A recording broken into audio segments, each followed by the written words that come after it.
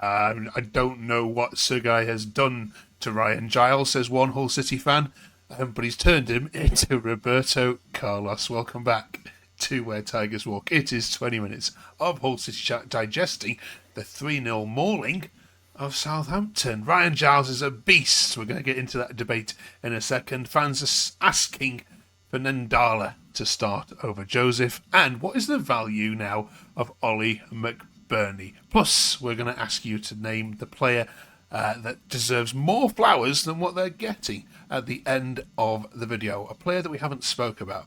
We're not allowed to say McBurnie, we're not saying Ryan Giles, but who needs more flowers? We're delighted to have your company back with us for this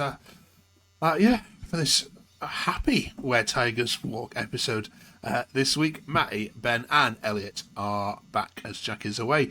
Right, Matty, enjoyed that one, I bet. Oh, yeah, it was nice, wasn't it? Nice just to get a comfortable victory at home. I don't think, I cannot remember the last time, probably 4-0 we beat Cardiff last year. It was really comfortable. But yeah, 1-11 yesterday, I thought were absolutely superb. We had to weather a bit of a storm in the second half. Didn't really trouble us, I don't think, loads, but I think we weathered it really well, and we just played on the counter-attack, and we just kept them at arm's length, and such a comfortable victory in the end, and we looked such a threat on the break. I mean, we had a number of different chances where we could have possibly scored on the break, but yeah, it's just nice to go to a game and come away thinking, nothing to worry about, but it's all in hand. We're only 3 points off the playoffs. Here we go. I want to come back to that point in a minute you've made about playing on the counter-attack. Some fans are suggesting these are sort of teams we do better against, the teams that have the ball. We'll get your viewpoint. But let's focus on Ryan Giles, shall we, Ben? It's a name we've brought up a couple of times before, but against Southampton, Coxie says, was that the best performance by Giles this season? Apart from his clearance at the end that led to the Armstrong goal, he was near enough faultless. Right, last time we're discussing Ryan Giles, he's leading the show this week. Roberto Carlos-esque, Ben. I mean, it's as close as you're going to get, I think, from a fullback in this division. He's been, considering where we were with him this time last season, it's such a massive difference, a massive improvement. You can see that he's playing with confidence and he's allowed to do what he wants, which is get down the line and put a ball in. And it just so happens that we have the top scorer in the league who's incredible in the air to put it in the back of the net. So he deserves all the credit he's getting, especially after how he's been previously in City colours. But yeah, I think obviously at the end, the players are almost coasting, guaranteed victory. They've lost a bit of concentration and conceded late on, which is frustrating. But other than that, I think the entire game, he was one of the better players. Not saying that there was any poor players, but he had a fantastic game. Yeah, cheers, Ben. Elliot, where were you with him last year when he obviously was off to Middlesbrough, popped for a bit? You must have thought when he got gone to Borough that was the last you ever wanted to see of him. Pretty much, yeah. I thought he was once he went back to Middlesbrough on loan, I thought that'd be it. He'd go there, put a shift in, and then be looking for a move this summer. I certainly didn't expect him to come back in and play as well as he has done. I think if you look at the last sort of year and a half before this season, there was probably only a handful of games where you thought he did done well, and there was plenty of games where he struggled. Whereas this year, he's been a lot better. Certainly, still defensively, I think can be a little bit exposed at times, but I don't think that's just on him because there's some situations where he's got two players passing it around him, and I think as a unit we can be a bit better. But especially going forward, he's faultless, really. The ball in for the third goal was to McBurnie. Just sort of sums up what we've been hoping for over the summer. Yeah. Well, all happy days. We'll get on to some Joseph criticism in a minute, Matty, even though it seems a little bit harsh. But I want to come back to that point we asked you about before. Adam says, I think we are more suited to play a Southampton-style team who have the ball more, and we can break on them. That's how Sergei mastered all the wins in Turkey at his last club. He sat back and broke fast to devastating effect. Does that mean likely that we're likely to see that kind of approach then, even in home games? You give the opposition the ball and just break on them? Yeah, I think possibly. I don't think we started off the season like that. I think it's probably now that he's acquired certain players, and we're still missing a few players that we've kind of gone to that. It was quite evident in. I mean, first half I think was quite expansive, but I think Southampton with the quality of players that they've got, and that's their style of play. They kind of play like that. But I think it was quite evident that he probably thought, we're coming up against a quality team. We might have to just sit in and we're not going to have the ball anyway, and kind of just dig in a little bit. And do you know what? That's probably what we had missed in the first few, first 5 or 6 games is actually a bit of stability at the back. Go 1-0 up and then say, right, come on, try and break us down, which we probably haven't done. We haven't managed the game effectively in the other games where we've done that. So full credit to him. I think he's probably adapted the tactics to suit us a little bit more. Now that we've acquired the players that we've got, we have got a lot of pace on the break. In fullback areas, in the wide areas, up front, that attacking midfield. We've got the quality now to do that. So maybe I think that is probably going to be how we set up this season a bit for the rest of the season. Let's just soak up a little bit of pressure, not have the ball. But as long as we can defend effectively, Hughes and Egan again were outstanding yesterday as well. So, I'm more than happy with that style of play. If it means that we're going to create chances, and we did create a lot of chances yesterday, we looked very dangerous on the break. So I'm more than happy for us to do that, as long as it benefits us and we get the results from it, which we did yesterday. So perfect in my eyes. Okay, let's look at another one, shall we? Oliver says, I won't get tired of those Giles McBurnie combos, and Hansi playing deeper allowed Lundstram to push forward, and he looked much better. Ben, Coyle is cementing his place in the right back slot, and he played such an integral part of the first 2 goals with some top crosses. Thoughts on that? I mean, I think when I saw him come in against Swansea, I was like a bit confused as to, obviously he's the captain, but why drop Drame? Because he played quite well in the first few games, but last week he was quite good, and this against Southampton he was very, very good, and I think I can see him taking back his spot as the starting right back, unfortunately for Drame, because he did have a good start to the season. But the ball he put in for Lundstram's goal, the second goal, was like pinpoint onto McBurnie, nodded it down, easy finish. It was a great ball, a great attacking piece of play as well. And I think, like the guys have said, he, along with Giles, offers such a threat down the wing because he has got that pace and he likes to get forward when he can. So, to be honest, I wouldn't be surprised if he does get that starting position again, because so far he's warranted going straight back into the starting 11. Yeah, who'd have thought? A bit harsh on Drama though, isn't it? He's not really done anything wrong. Yeah, I think it's a shame because he started off with quite a lot of promise this season, and it's almost like as soon as Coyle's come back from his injury, he's dropped back to the bench. But I'd still like to see more of Drame. Obviously, we've got Brandon Williams to come in eventually. How he gets on, we'll see. But yeah, I think it is a shame because Drame is a player with a lot of quality and probably quite a bit of potential as well. I think under Walter, sorry Max, I think under Walter, he just looked so nervous, did Coyle, defending. He was like, he was backing off into the area, kept backing up. He didn't do that yesterday. He kind of just stood his man up. He looked a lot more confident defensively. I think Sergei just put an arm around him and just said, look, you're club captain, you're coming back in. It's probably giving him the massive boost that he needed. So, he did well yesterday, I thought. He's done well since he come back in. Okay. We can't go through a full Where Tigers Walk episode without some negativity, so let's throw this one at you, Elliot, please, if that's okay. Coxie says, this obsession with Joseph has to stop, please. Ndala is miles better. Ash says, Joseph is a striker, not a winger, should play Ndala. At least Akintola has dropped. Balumi and Coyle have a best ever decent game, otherwise with Heavens Crying. This is before the game, of course. Those ones were made as well. Are we being a bit harsh on Joseph as a fan base, Elliot?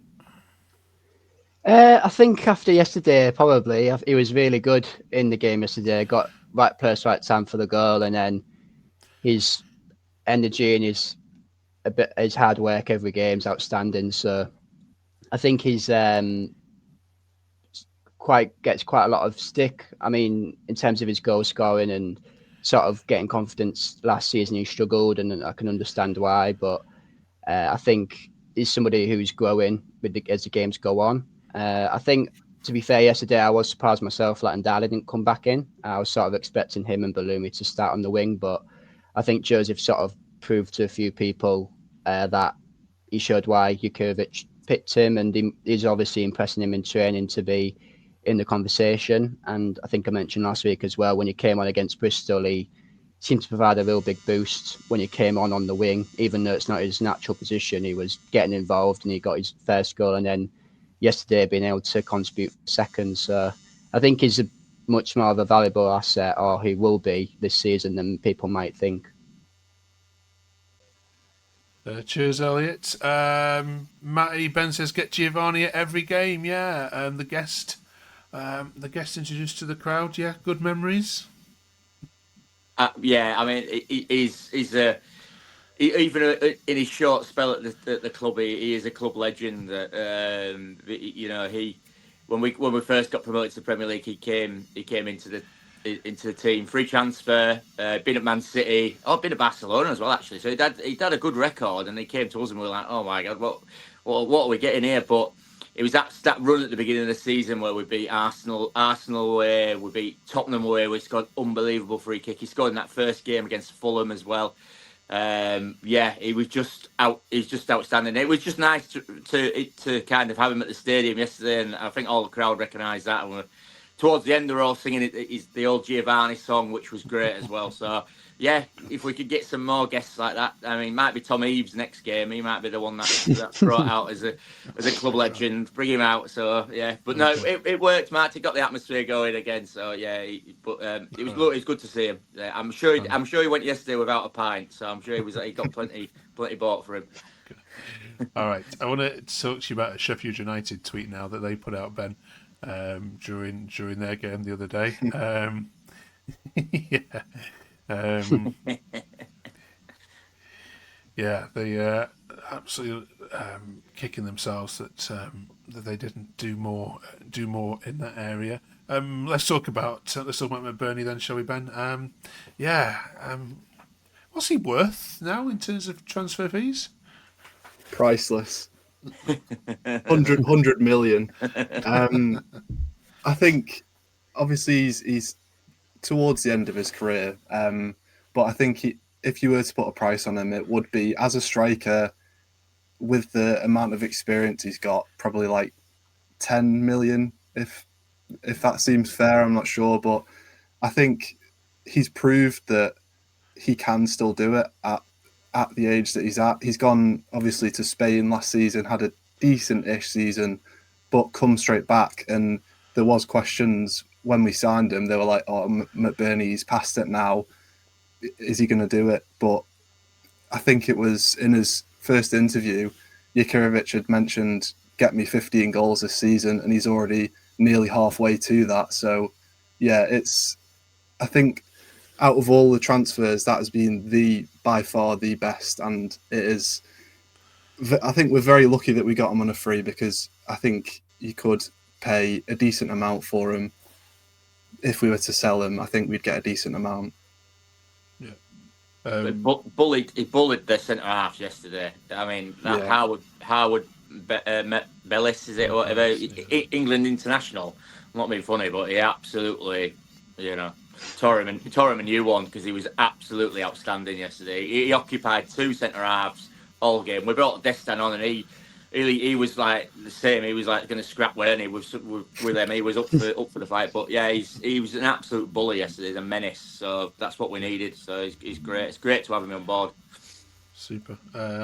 Tiger Dan Elliott says, "Wow, what an effing player! Going to be our best striker since Hernandez." Without a shadow of a doubt. Love you, Oli. Yeah. Think he can go on to surpass Hernandez?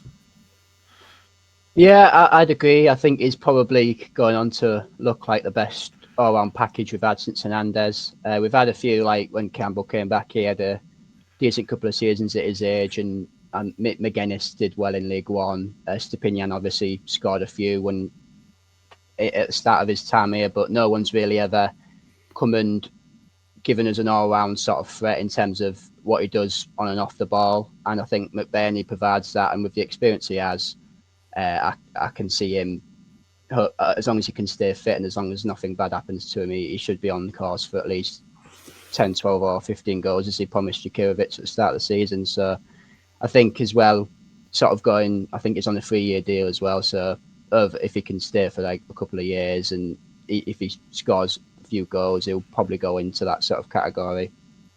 Super. Right then, on to Watford we go then, Ben. Yeah, they've not had a great start. Yeah, you'll probably watch them Monday night against Millwall. What you take a point here, or is this a sort of fixture you look at and go, right, we can have a go here? I think it's a winnable one. I think, obviously, with it being so early on in the season, almost all the games are quite doable. There's not really been like obviously apart from Middlesbrough this season, there's not been like a real standout. So I think it is definitely a winnable game. I would take a point, but I'd like to see us get 3 because I think it's sort of like a bit of like a middle of the table matchup because we've both had a steady start to the season, really. Okay. Right, finally this week then, we want to shout out a player which hasn't had too many mentions on social media or through a podcast like this, but needs more praise. Elliot, we'll give you first dibs at this one. I've already spoke on Carl Joseph, so I'll give it for Louis Coyle. As Ben said, he was really good yesterday, and I think sort of more over the course of his career at City, I think he's been given a lot of criticism. Some of it maybe warranted in terms of defensively, but I think compared to some other players, I think he gets a lot more, and I think it's maybe been unfair at times, the volume he's gotten from some people. So I think in terms of what he's done, not only yesterday, but I think some of his other performances have maybe gone under the radar in the past, and his consistency. When we finished 7th in the league, he was one of our standouts, I felt. And he did have a struggle last season, but I think everyone did really, apart from maybe a couple who were maybe more standouts like Panda. But yeah, I'd say Coyle in terms of when he does well, he doesn't seem to get mentioned as much, whereas when he doesn't do as well. So yeah, I think he deserves a lot more credit than what he does. Thanks, Elliot. Matty? I think I'll go for Egan. I think I think everybody harps on about how good Hughes is, which he is, and he's been out for a couple of games. I know we have conceded games, but I think he's kind of the steadier influence that Charlie Hughes needs just alongside him. He's the experience that he needs just alongside him. I thought yesterday he was outstanding.